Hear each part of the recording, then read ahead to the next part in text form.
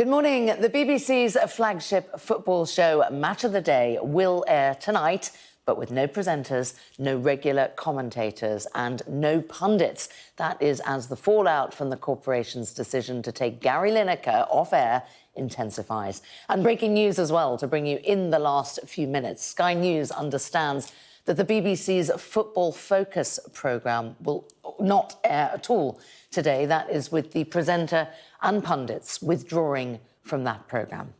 Well, Lineker was forced off Match of the Day in a row over impartiality. That's after he compared the language used to launch a new government migrant policy with 1930s Germany.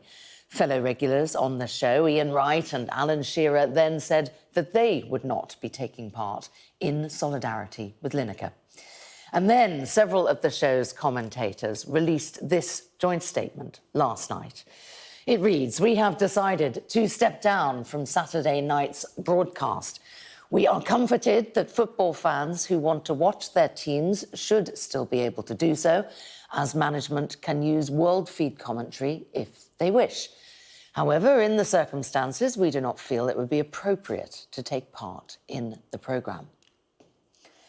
And in the last half an hour, the Professional Footballers Association has released this statement, which reads, "We have been informed that players involved in today's games will not be asked to participate in interviews with Match of the Day. The PFA have been speaking to members who wanted to take a collective position and to be able to show their support for those who have chosen not to be part of tonight's programme. During those conversations, we made clear that as their union, we would support all members who might face consequences for choosing not to complete their broadcast commitments. This is a common sense decision that ensures that players won't now be put in that position."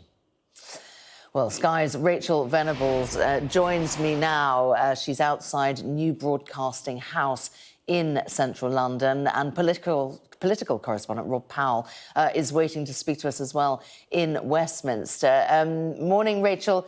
To you first. The ripples of this are going out far and wide, aren't they? Is the BBC losing control over the situation?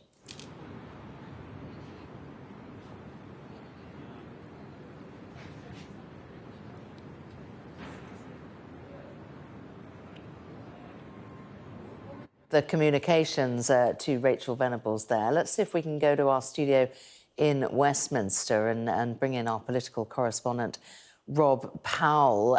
Rob, of course, all of this, the wider picture is the power structures that govern the UK. It's looking tricky, isn't it? The BBC trying to extricate itself from political partiality accusations.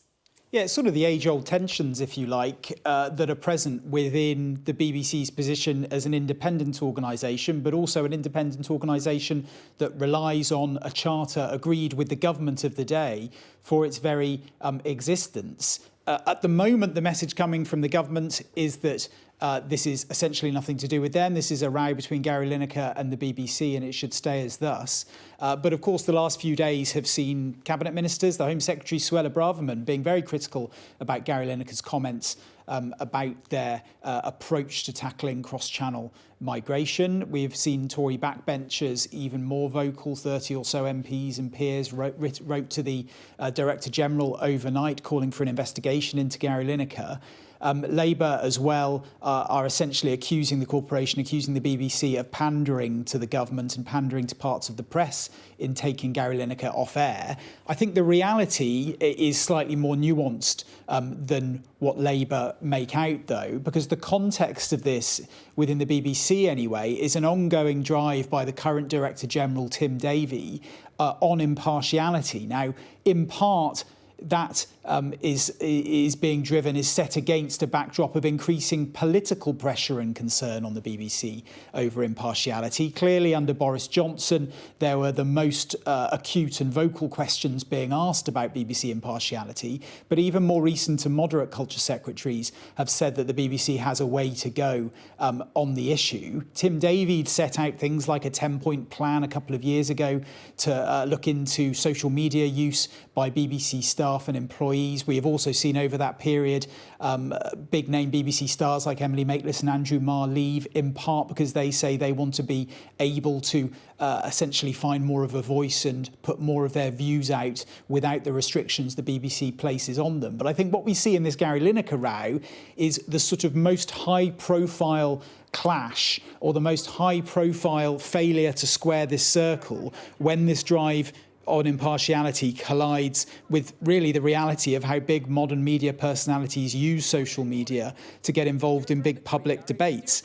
The BBC needs to square this circle and find some way forward to sort of resolve some of these contradictions, because the end situation you end up in is one where, of course, you have high-profile football programmes being taken off air or being aired without any presenters or pundits on. And ultimately, the body that loses out the most from all of that is the BBC.